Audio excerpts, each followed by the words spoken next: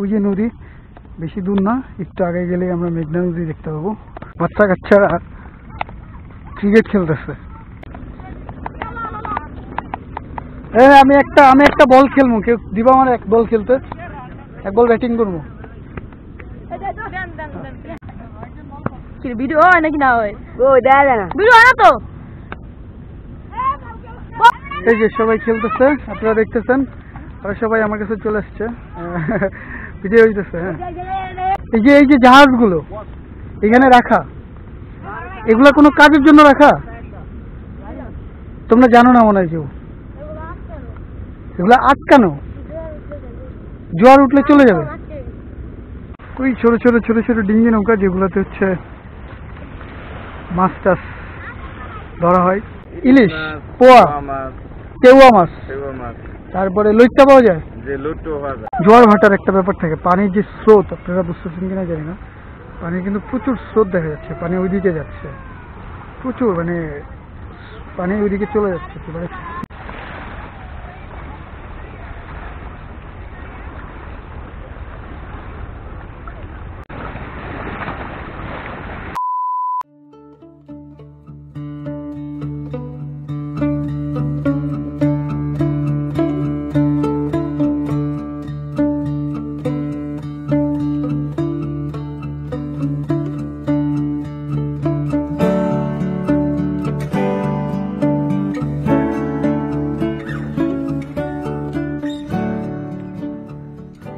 গতবার যখন গরিবের দুবাই আসি, তখন এই যে এখান থেকে জাহাজগুলো দেখা যেতেছে, বড় বড় স্টিমার বা শিপ, মানে যেগুলো দিয়ে ওই বাণিজ্যিক কাজে যে জাহাজগুলো ব্যবহার করা হয় আর কি, ওই জাহাজগুলো দেখা যেতেছে। এগুলো সমুদ্রে দেখা যায়। আমি আসলে এক্স্যাক্টলি নাও জানি যে এগুলো আসলে কিভাবে ব্যবহার করা হয়, কোথায় ব্যবহার করা হয়, কি কাজে ব্যবহার করা হয়। আমি জানি এগুলো জাহাজ। তো এই জাহাজগুলো এখানে দেখা যাচ্ছে নিউট্রাল করে রেখে দেওয়া। এখানে জাহাজগুলো কি কাজে ব্যবহার হয় জানি না, গতবার এসে এগুলো পাইনি, তো এবার পাইছি, এবার দেখতেছি এগুলা। তো ওই পাশে গেলে, ওদিক গেলে জানার চেষ্টা করবো যে আসলে এগুলো কেন এখানে রাখা, বা এগুলো আসলে কোনো প্রয়োজনে রাখে কিনা, নাকি এমনিই রেখে দিছে, জানার চেষ্টা করবো। এখন একটু চেঞ্জ দেখা যাচ্ছে। চেঞ্জগুলো হচ্ছে যে ঘাসগুলো দেখতেছেন, জায়গায় জায়গায় ঘাসের স্তূপ, এগুলা আগে ছিল না এখন। ওই যে নদী, বেশি দূর না, একটু আগে গেলেই আমরা মেঘনা নদী দেখতে পাবো। তো মেঘনা নদীর পাড়ে আবার আসছি বহুদিন পরে, ফ্যামিলি নিয়ে আসছি।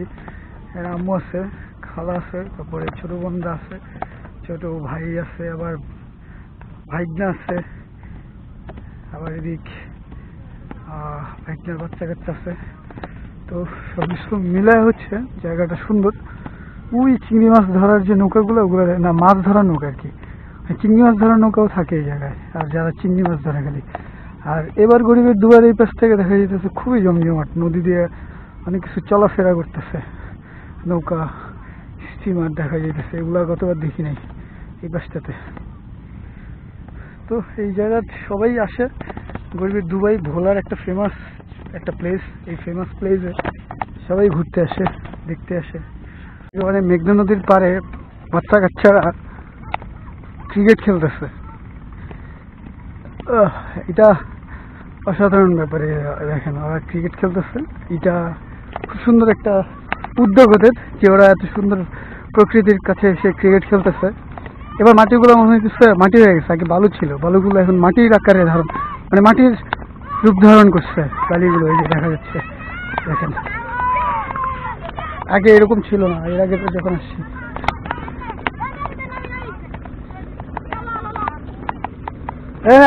আমি একটা বল খেলবো, কেউ দিবা আমার এক বল খেলতে, এক বল ব্যাটিং করবো। তুমি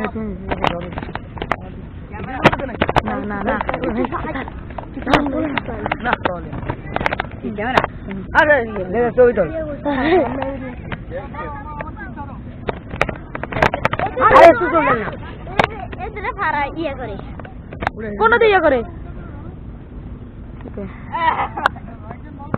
ভিডিও হয় নাকি না হয়? ও দেখা যায় না, ভিডিও হয় না তো।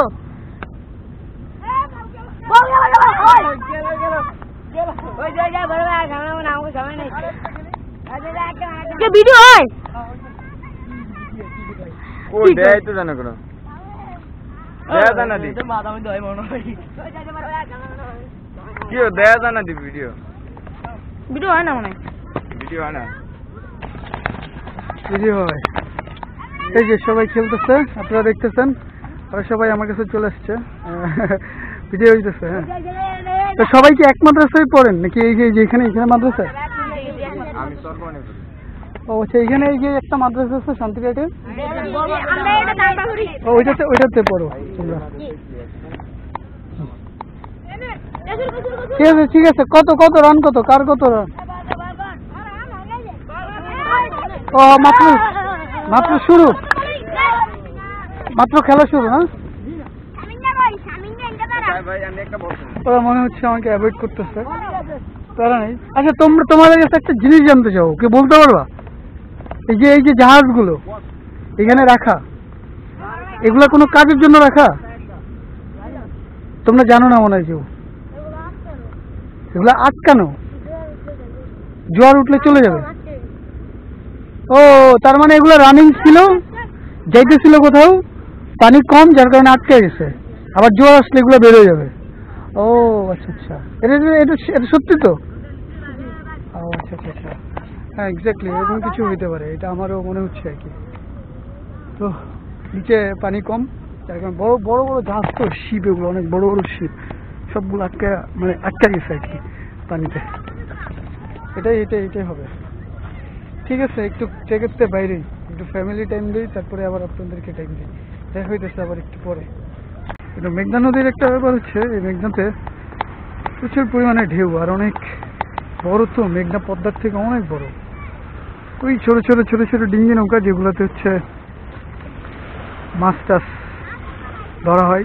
কোনো ডিঙ্গি নৌকায় হচ্ছে চিংড়ি ধরে, কোনো ডিঙ্গি নৌকায় ইলিশ মাছ ধরে। এদিকে এই নদীতে ইলিশ মাছ বেশি পাওয়া যায় না, আর সবাই ইলিশ মাছ ভালো, মানে ইলিশ মাছের আশায় নদীতে যায়। আচ্ছা আচ্ছা আচ্ছা। আর এই নদীতে মানে ইলিশ মাছ বাদেও চিংড়ি, বড় বড় চিংড়ি, আমি এর আগে একবার আসছিলাম, একজন চিংড়ি মাছ ধরতেছিল। চিংড়ি মাছ, বড় বড় পোয়া মাছও পাওয়া যায় এখানে। আর তার মানে আপনি বলেন তো কি কি মাছ পাওয়া যায় এই নদীতে, মেঘনায়? মানে এখান থেকে কয়েকটা ইলিশ, পোয়া মাছ, তারপরে লইট্টা পাওয়া যায়, লইট্টাও পাওয়া যায়, তারপরে ইলিশ তো কমন, ইলিশ তো আছেই। আচ্ছা আচ্ছা, লাল চেওয়া, সাদা চেওয়া, তারপরে গুড়া মাছ, দেশি মাছও পাওয়া যায়, যে নদী একবার ওই যে ওই তলা যাওয়ার পরে। ও আচ্ছা, ওই বন্যার পানি এদিকে আইসা, বুঝছি পানি মিক্স হয়ে গেছে। আচ্ছা, এই নদীতে পাঙ্গাস পাওয়া যায় না? পাঙ্গাস অনেক বড় বড় পাঙ্গাস, দেখলে বোয়াল পাওয়া যায়। তার মানে এই নদীতে সব ধরনের মাছই আছে, তাই না? হ্যাঁ, আল্লাহর সৃষ্টি। আর এই মেঘনা যদি এরকম মাছ না থাকতো, তাহলে এরকম ছোট ছোট নৌকাগুলা মাছ শিকার করতে নামতো না। ওনারা সবাই ওনাদের মানে রিজিকের উদ্দেশ্যে ছুটছে, বলা যায়। তো এই নদী, পুরো নদী জুড়ে হচ্ছে মাছ ধরা হয়। জেলেরা, মানে জেলে এই অঞ্চলে প্রচুর, যেহেতু এটা একটা নদী অঞ্চল, এই অঞ্চলে ধান, নদী, খাল, মাছ, এগুলা নিয়েই হচ্ছে এই অঞ্চলের মানে ব্যাপার আর কি। তো সেক্ষেত্রে এই অঞ্চলে হচ্ছে প্রচুর জেলেদের বসবাস। অনেক জেলে আছে যারা কিনা নিজেরাই নিজেদের নৌকা নিয়ে প্রতিদিন নদীর উদ্দেশ্যে ছুটে মাছ ধরার জন্য। নদীতে থাকে মাছ, মানে কয়েকদিন অনেক বড় বড় ট্রলার নিয়ে চলে যায় নদীতে, আর যারা 5-7 দিন, না মানে এরকম না যে দেখা গেছে যে নদীতে যাইতেছে 4-5 দিন ধরে মাছ ধরতেছে, নদীতেই থাকতেছে, তারপর আবার ফিরে আসতেছে, এরকম বিষয়গুলো, ট্রলারেই থাকতেছে, রাত্রে ঘুমাইতেছে। আচ্ছা আচ্ছা, কি ভাই অনেকে আরাম মানুষের কিন্তু থাকা জায়গা নেই, ট্রলারে থাকে। ও আচ্ছা আচ্ছা, তাদের মানে থাকার জায়গা, পরিবার নাই, তারা ছন্ন ছাড়া পরিবার আছে, পরিবার লই। ও আচ্ছা, যাদেরকে বেদে বলে, এই অঞ্চলে বেদে বাইদ্যারাও আছে। আচ্ছা, নদীতে জীবনযাপন মানেই হচ্ছে আমার কাছে আমরা দেখছিলাম পরিবার লয়া এক ট্রলারে ভাত রান্তা আছে, খাইতে আছে, আবার কে ঘুমায় কে তাদের সাথে কথা বলছেন আপনি? জেনে তাদের সুখ দুঃখের ব্যাপারে কিছু জানতে চাইছিলেন? জেনে আচ্ছা আচ্ছা, তো জানতে চাইবেন না? একটা মানুষ, অসহায় মানুষ নদীতে থাকে, নৌকার উপরে থাকে, উচিত তো, তাই না? ঢেউ আসতেছে, এত জোরে জোরে এক একটা ঢেউ আসতেছে, মনে হচ্ছে যে কক্সবাজারের ঢেউ। মানে কক্সবাজারের ঢেউ তো আরো অনেক বেশি, অনেক অনেক অনেক উত্তাপ, কিন্তু এই জায়গাটাও অনেক বেশি, কারণ এখানে অনেক মানে অনেক জোয়ার ভাটার একটা ব্যাপার থাকে। পানির যে স্রোত, আপনারা বুঝতেছেন কিনা জানি না, পানির কিন্তু প্রচুর স্রোত দেখা যাচ্ছে, পানি ওইদিকে যাচ্ছে প্রচুর, মানে পানি ওইদিকে চলে যাচ্ছে, মানে জোয়ার বা ভাটা কিছু একটা চলতেছে। জোয়ার চলতেছে না ভাটা চলতেছে, এটা আমার থেকে এই এলাকার এই অঞ্চলের মানুষজন এক্স্যাক্টলি বলতে পারবে, আমি ঠিক জানি না জোয়ার না ভাটা। তবে মানে দেখা পানির উত্তাপ দেখা মনে হচ্ছে জোয়ার চলতেছে। এই দেখেন পানি এই জায়গায় আসছে, দেখা যাবে যে পানির কি অবস্থা।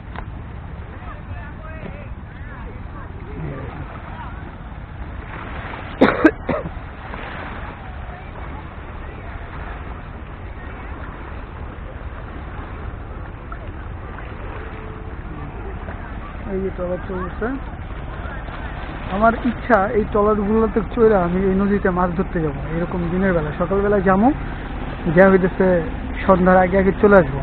তো এরকম কোনো যাওয়ার স্কোপ আছে কিনা কারোর সঙ্গে কথা বলতে হবে। আমি আমাদের ওইখানে বেরির উপরে একটা জায়গা আছে, ওইখানে অনেকে ওইখান থেকে বাইরে হয়, তো ওই জায়গায় কারোর সঙ্গে কথা বললাম, দেখি কি করা যায়।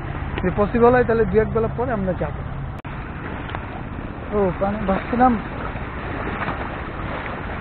এগুলো সব 18 মাটি, তো 18 মাটি হইলেও কি নদীর পাশে নদীর এরকম নদীর স্রোত, নদী ভাঙতে ভাঙতে কত দূর চলে যায়। এখানে অনেক কিছু বড় বড় ফালানো আসছিল, আমি যেটা জানি। গতবার আসছিলাম যখন এই বড় বড় বস্তা ব্লক, মানে যেটা বলে বাঁধ, ওই বাঁধ দেওয়া ছিল, কিন্তু এবার সে কোনো বাঁধ দেখতেছি না। তো বাঁধ নাই, তার মানে কি বাঁধ আছে, বালুর তলে চলে গেছে, এরকম হইতে পারে বাঁধগুলো যেগুলো ছিল আর কি। তো জানি না, ভাঙতে ভাঙতে দেখা যাচ্ছে এরকম নদীর নিয়মই ভাঙন, তো ভাঙবে, এটাই স্বাভাবিক। ঠিক আছে, ওই যে বড় স্টিমারটা চলতেছে, ওই যে একটা স্টিমার আবার এদিকে আসতেছে, দেখা যেতেছে।